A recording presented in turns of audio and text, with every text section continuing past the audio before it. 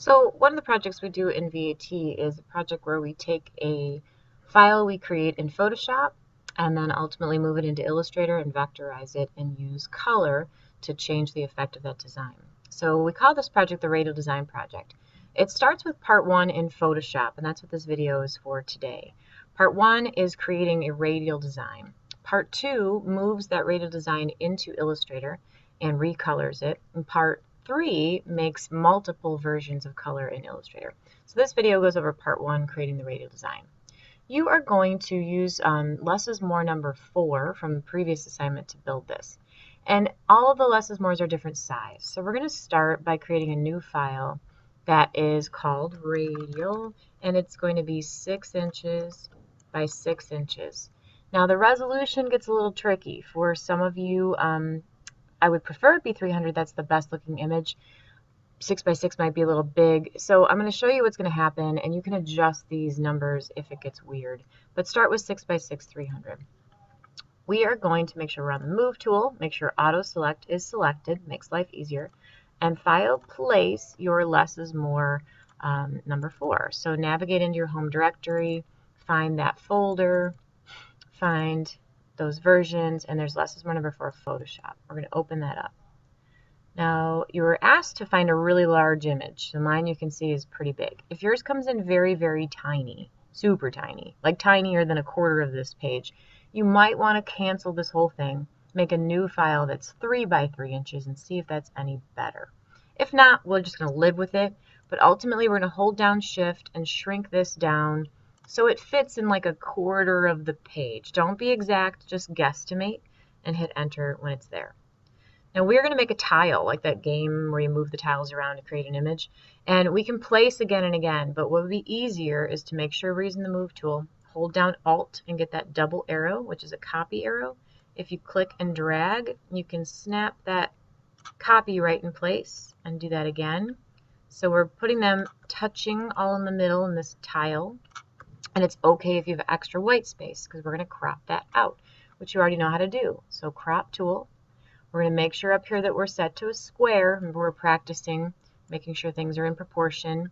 Scale that down. If that's not square, if you've got extra white space, again, you might want to look at your less is more number 4 and make sure it's square so that you get the end result that's perfect. Hit enter. Now we've got 4 panels that are facing the same direction. We want to flip them and reverse them so that they create a radial design that is mirror image top, bottom, left, right. To do that, Move tool, let's click on your top right panel. You're going to go to Edit, Transform, and we're going to just use our flips at the bottom. I found it's easier for my students.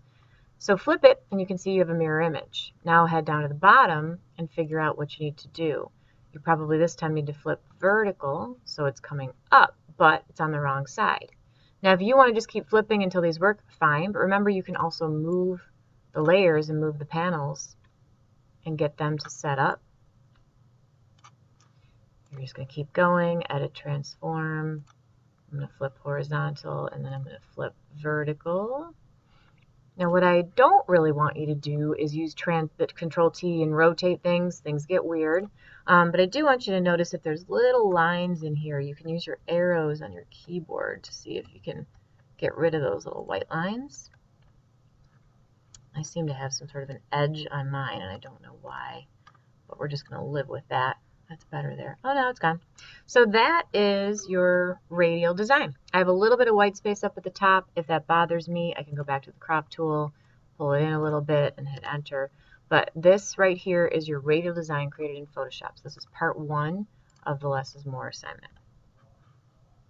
One last thing I want to say, your first result can be your end result, but remember, depending on which panel you put, which corner of the panel you put in the middle can result in different designs.